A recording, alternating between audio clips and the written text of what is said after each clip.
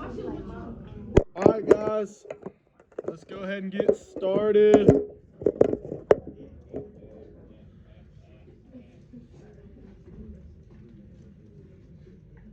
Thank y'all for being in the class that lets me record. Y'all have been awesome doing this.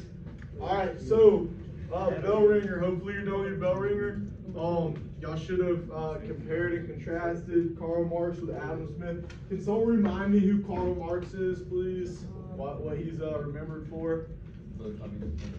Yeah, right. He was kind of the grandfather of communism. Okay. What about Adam Smith? What book did he write? Do you remember? It started Wealth of Nations, right? All right. So Adam Smith was a big supporter of capitalism, right? That's what you should have in your compare and contrast. Is something about Adam Smith liking capitalism and Karl Marx liking communism. All right, that should be your bell ringer. It's that simple. Okay. They both really strongly believed in their economic policies, but their economic policies were extremely different. All right, your bell ringer should say something along those lines. Everyone agree with that? Anyone disagree? Anyone think differently? All right. So we're going to take notes on the effects. All right, the effects of the Industrial Revolution today. All right, so go ahead and get something to take notes out with. Whether you're going to do it on your computer, whether you're going to do it on paper, go ahead and do that for me, okay?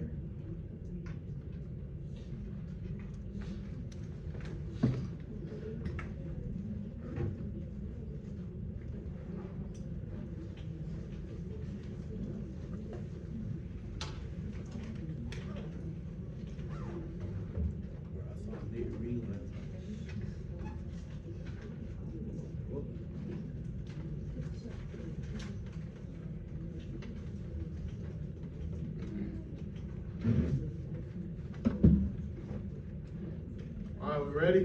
Got our note-taking material out? Okay, so Karl Marx was such an iconic figure that following his beliefs became known as Marxism. All right, and he has a really good list of quotes that he's known for. One of them being, the history of every society is the history of class struggle. All right, so let's think about what that means. Let's break that down for a second. When he's talking about class, he's talking about groups of people. All right, so like in America, people usually say there's a lower class, there's a middle class, and there's an upper class, right?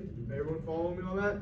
So he's saying that if you go back through history, it's always some type of struggle between classes in society. Would you say that there's some type of struggle going on between the rich people in America versus everybody else? A lot of people would say that, right? I think that's a pretty accurate statement that people would think that. So maybe he's right, all right? Maybe he's right in the sense of the history of us is the history of class struggle. All right, there's something to be said about that. All right, not saying that everything he says is right, but I do happen to agree with that. When you see a quote in the test on Wednesday, all right, who do you think is probably the quote it's going to be? Maybe this is a really important thing to remember right here, right? It's probably going to be Karl Marx's quote. The way you can remember Karl Marx is he has this big old beard, right? He has that big old crazy beard. We've seen pictures of him and stuff. All right, so right here you can kind of see the outline of his face. All right, so let's keep moving on. Oh, what did I do? Get back to it.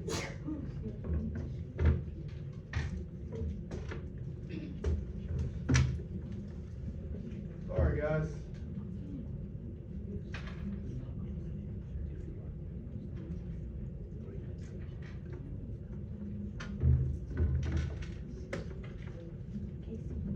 All right, so Karl Marx hated a few things that in America are very important.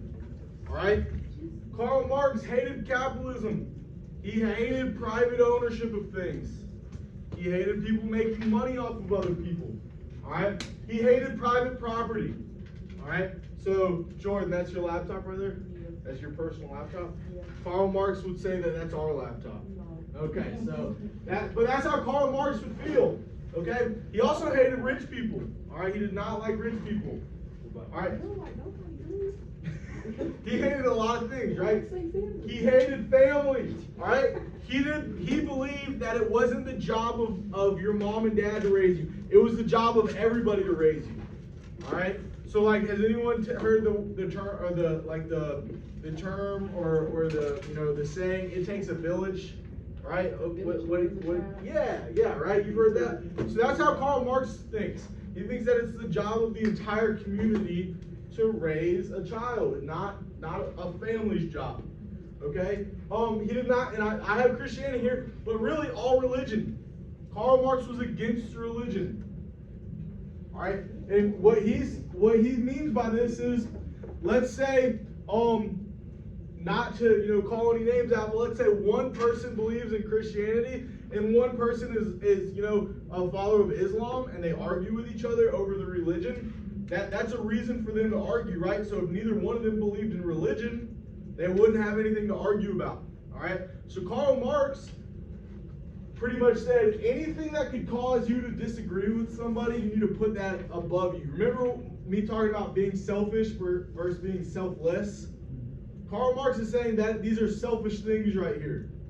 All right? If you pick your family, over the greater good of the community, you're wrong. If you pick your religion over the greater good, you're wrong. That's what Karl Marx, he believed. All right? That's not, to say it's right or wrong. It's not to say one or the other, but that's what he thought. Okay?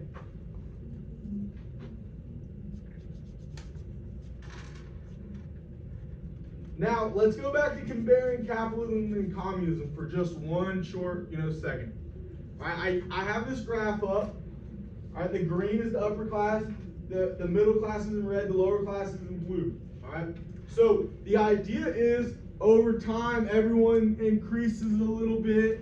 It's kind of hard to switch classes. If you're lower class, it's usually hard to become middle class. If you're middle class, it's hard to become upper class, right? So like, unless any of us become rich or famous, or I say rich or famous, unless any of us, go viral or go to the, professional and, singing or sports, are any of us going to be like multi-billionaires one day unless we do something crazy? No, right? That's not saying no one's going to improve themselves. I'm not saying that, but the next creator of Amazon, there's only one Amazon, right? There's not a million Amazon. There's a reason why he's as rich as he is, okay? So with that being said, a lot of people are going to stay in their own, social class. Hold on one second, guys. Hello? Yes, sir. I do not know. No, not in here. No, sir. Oh, Jemiah's here? Oh, I'm sorry, Jemiah, I didn't see you. Yeah, I have her. I hadn't taken roll yet, no sir. I can do that, yep. I was looking right over you for some reason. Go ahead and Mr. McCook's. Alright, so to finish with this real quick, alright, we are on capitalism, okay? We're in our social classes. So you have your upper, your middle, and your lower class. The idea is that these classes are separated. They're different from each other. Now, when you go to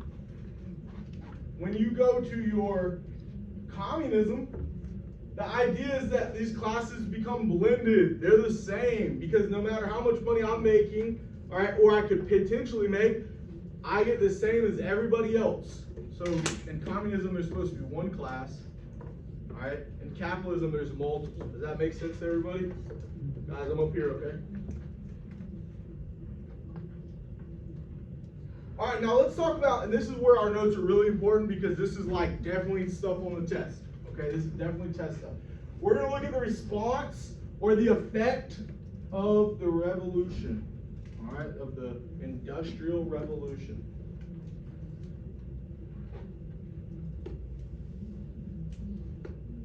All right, the very first thing I need you to write down, because this is very important. This is very, very important. when the Industrial Revolution happened, was people's life good or bad? Like, were they working a lot? Yes, right? Did they have, clean water all the time? No. Did they have, good pay? No. So their lives weren't very good. After the Industrial Revolution, the life, quality of life it skyrocketed. It went way up. All right?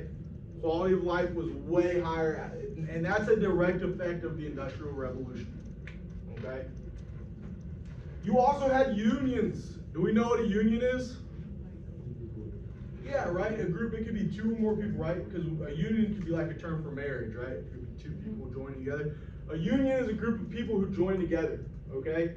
So unions, in this term in the Industrial Revolution, joined because they wanted to group up as, a group of people to make demands of the factories that they worked in, or, whatever their job was. They wanted to be in a group, and go to their bosses and demand things. Hey, we want less hours. Hey, we want better pay. Hey, we need better safety regulations. All right? If I went up to Mr. McCook right now, all right, if I went up to our principal right now and I said, I quit if you don't put a coffee machine in the break room, is he gonna get a coffee machine? I mean, he might. Probably not, though, right? What happens if every teacher in the school building goes up to Mr. McCook and say, we're not going to work here anymore unless you give us a coffee machine? He's going to get us a coffee machine, right, Brianna? Yeah, that's exactly what's going to happen. Okay? So that's what unions were. It strengthened numbers. Because if you didn't give in to the union, all right, they had the power to strike. We all know what a strike is, right? Like how... Raise your hand if you've ever watched Rick and Morty. You know Rick and Morty? I like Rick and Morty. It's a good show. All right, so there's an episode where they're flying in their little aircraft, and Rick dies. He hits a rock and dies, and he follows Morty around the rest of the episode with like picket signs and is like, hey, hey, ho, ho. And they're all like, they're on strike. They're saying, we're not going to help you do things anymore to Morty unless you bring me back to life. That's a strike. When they have the picket signs and they're demanding something, that's a strike. Okay? Oh no. Do it again. Alright? So we need to know what a strike is. I'm sorry? Yeah, it's a protest. Exactly right. It's a protest. Okay? Now, I'm going to give y'all a little life hack right here. Okay? Since it's the end of the year, y'all can use this on another teacher, not me. If all of y'all, as a class, if y'all are doing what you're supposed to do, if you're just not doing what you're supposed to do, the teacher wouldn't care. But if you're doing what you're supposed to do and you really don't like something, maybe y'all just cannot stand how bell ringers are done. Could y'all get together as a class and then come to the teacher and be like, Coach Chip, we're working really hard. Can we do this for bell ringers instead? And he probably, I would probably listen. Probably. Because there's strength in numbers. If Jordan came up to me and she said, I hate our bell ringers, let's do something different. Am I going to change it for one person? Probably not. But if the whole class came up to me and said it as a group, I might change it. All right, don't do that because I'm not changing it. There's like 10 days left. But at the beginning of the year, right, you might get a difference. And that's what this is. All right, so if you think of worker versus boss, okay, let's pretend I'm the boss and you're the worker, so this is the student, that's the teacher. All right. That's y'all, this is me. Hey, I'm working really hard. Can I please have a raise? All right? Why should I give you a raise? You're fired. Okay? But if all of y'all came up to me and said, we are working really hard, we demand a raise, or we won't work and the factory will close down, well, I probably am going to give you a raise. All right, here's some picket signs. Let's think about this for a second. Why would some people really want a union? Why would this be important that there are unions to some people? Think about these people that are around during the Industrial Revolution. Why would it be important for them to have a union? Say that again. Say a union, right? Yeah. Why would it be important that they all get together in a big group and demand things? Because many voices are better than one. Yeah, many voices are better than one. But what could they be asking for, Jordan? Like what was going on during the Industrial Revolution? Slavery.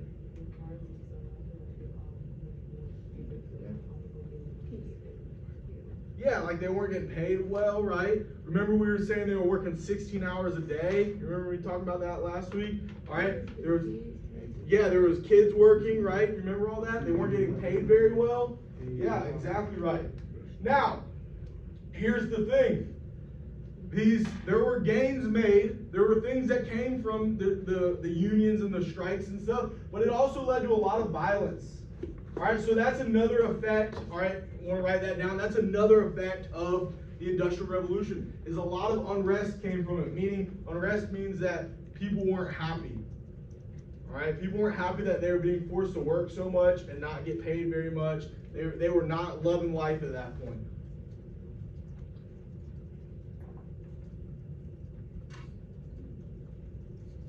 Look, guys, y'all want to talk about, y'all think that these protests and these violent fights that people are having in this country with cops are new. It has been going on for 175 years at this point, 200 years, 250 years. Since America was around, there has been violent protests.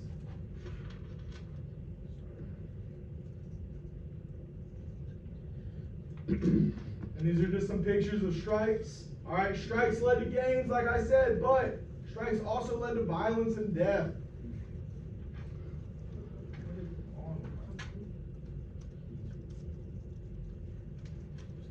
Okay, this is another huge thing that came from the Industrial Revolution. This is another huge effect. All right, you see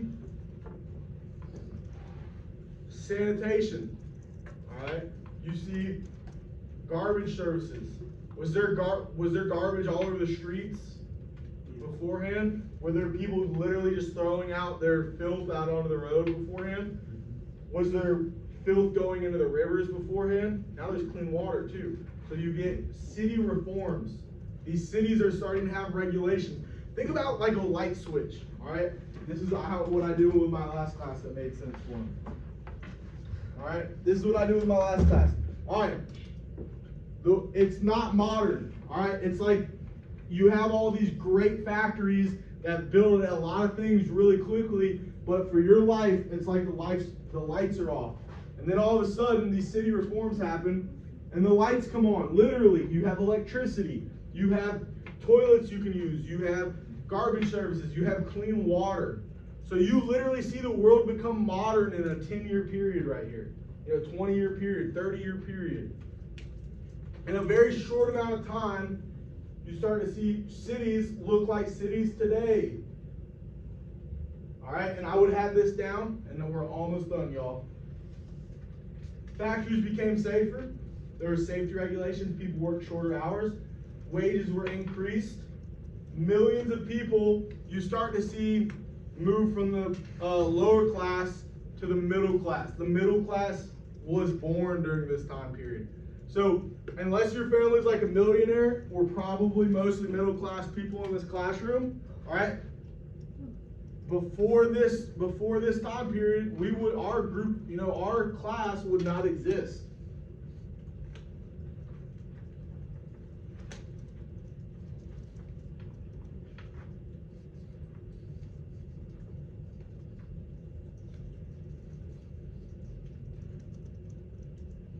Any questions so far? Any comments, concerns?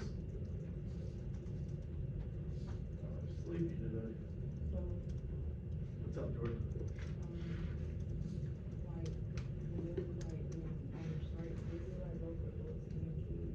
That's a great question. So yes, kids were absolutely, taking part in these strikes.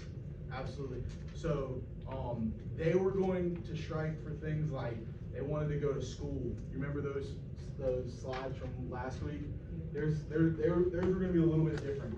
You also saw, and you don't need to write this down, but you saw police departments, fire departments, obviously, like I said, sanitation, so sewers became a thing, clean water.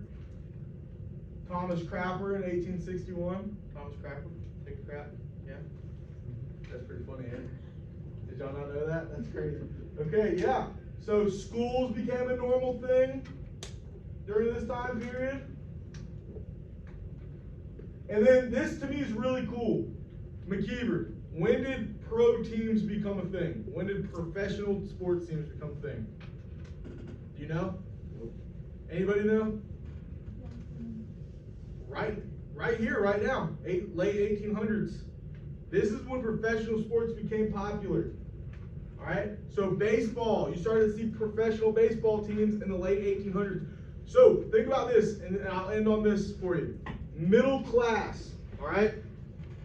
Raise your hand if you have a memory of a brother or an uncle or a dad or a grandpa sitting in front of the TV watching a sporting event, right?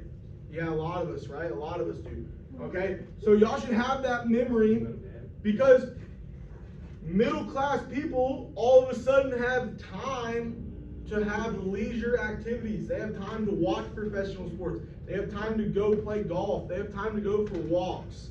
All right, these type of things weren't possible before because they were working all day. Now that they're not working all day, they have time for themselves. They have hobbies. All right, you started seeing hobbies become a thing at this point in time.